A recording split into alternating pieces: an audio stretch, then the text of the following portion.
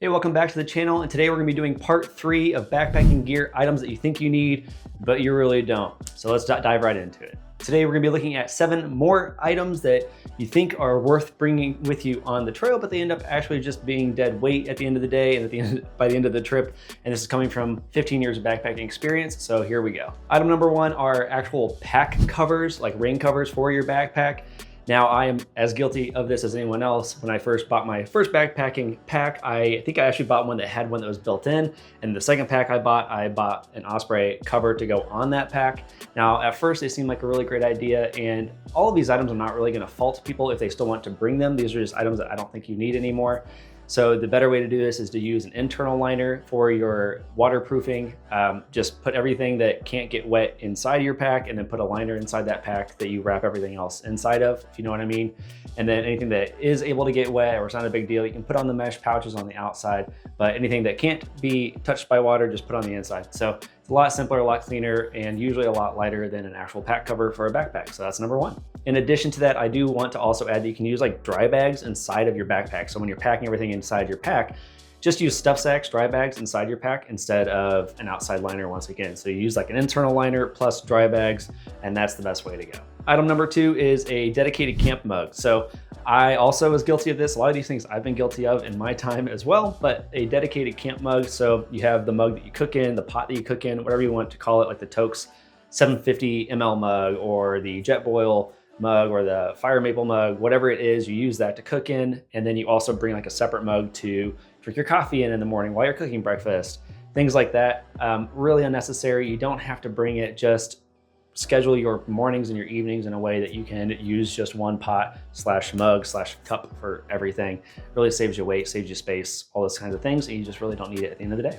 Item number 3 is an extra fuel canister for your canister stove. So if you use canister stoves, and this is one that I'm gonna put a little caveat on because I do want to make sure you're bringing enough fuel for your canister stove, but I am also guilty of this. These are a lot of things that I have been guilty of in the past, or sometimes still am if I'm being honest, but I will sometimes bring just like redundancy on redundancy of fuel canisters, and you really just don't need all of it. So do the math, do the work on the front end, see what you actually need to be bringing with you as far as fuel, and don't bring a ton of extra. Canister fuel in particular it ends up being just a lot of dead weight if you don't end up needing to use it, but you did. So it takes up a lot of space in your pack, and then it adds a lot of weight to your pack as well. So just try to avoid bringing like a redundancy on top of your extra for canister stoves. So yeah, that's a big one for me, and one that I'm also guilty of plenty of times. Before we get to number 4, I do just want to say that if you enjoyed this video and this kind of content, make sure to like the video, subscribe to my channel, and also turn on the little notification bell to make sure you're always notified when I post a video.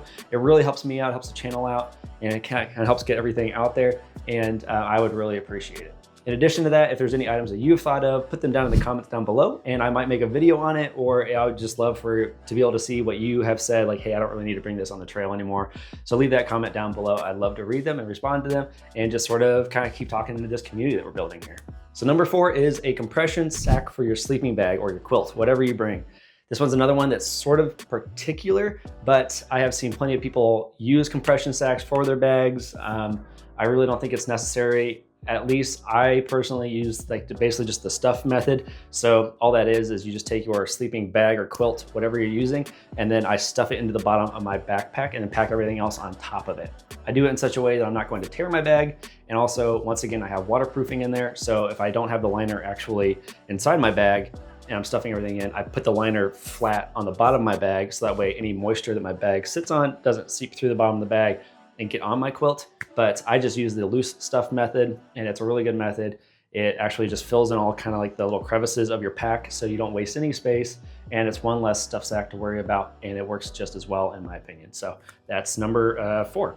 Number 5 is a trail chair. So once again, I'm gonna have a caveat here for you. You can see me holding this, but I would recommend not bringing an actual trail chair or stool, no matter how lightweight it says it is. It takes up space, it takes up weight, and it's just something that I don't really think you need. There are better ways to sit on the trail and be comfortable, which is why I'm holding this. So this is something I picked up pretty recently, actually, and it is simply just a very lightweight Gossamer Gear sit pad. So it folds up just like this. It weighs like an ounce, something like that. And this is the entire size of it. So you can pack this in your bag. It weighs basically nothing. I can hardly feel it.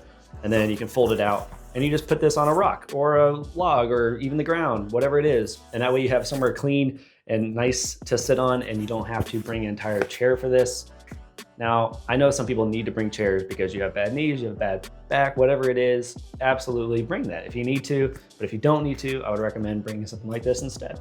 Number 6 is carabiners. So this is one that I've harped on a little bit before in some other videos, but I have seen too many backpackers think that the solution to all of their backpacking problems is to put carabiners all over their backpack and then hang gear off of it.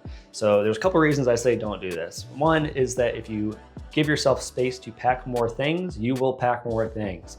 So that's why I also recommend buying the smallest pack that you can when backpacking, so that way you don't pack extra items. If there's space there, you will fill it. That's sort of just the tendency of who we are and what we do. So one reason I don't like carabiners is if you have space and you have a place to put gear, you will put gear, and you bring extra stuff you don't need. Second reason is that most of the time they really aren't necessary. People like to think that they are. They kind of feel fun. You get to use like carabiners to put gear on your backpack and it's fun, but it just adds weight and extra complexity to a pack and a gear item that doesn't need it. So I would say carabiners, just forget them. Don't worry about them. There are tiny exceptions, like if you literally have nowhere else to hang. Like I bring Crocs with me as my camp shoes sometimes, and if there was no other way to hang my Crocs off my bag, then sure, I'd use a carabiner. But instead, I just run the strap of my backpack through the loops on my Crocs and then use that to hang my Crocs instead. So find other ways to do it. Forget the carabiners. And number 7, final one, is a handheld flashlight. Use a headlamp. This one feels sort of like an obvious one, but I'm just putting it out there because if you think you need to bring a handheld flashlight, you really don't. Use a headlamp instead.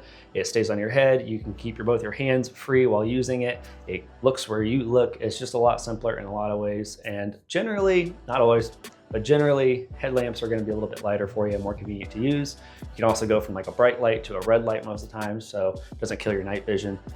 I would just recommend headlamps in general instead of any kind of handheld lamp or light, or anything else like that. So that's number 7. So the final thing I'm just going to say about all of this is that every single piece of gear that you bring on the trail should have a purpose and a reason. Don't bring something just because. Don't bring something as a just in case, but you've never even used it on a trip before, or you don't think you're going to use it, but maybe you need it. There are exceptions, like bring first aid. You might not think you are going to use first aid, but that's one of those items that you need to bring no matter what, because if you need it, you really need it. But just in general, rule of thumb, don't pack anything you don't think you're actually going to use. So there you go. Hope you enjoyed it, and I'll see you in the next one. Thanks.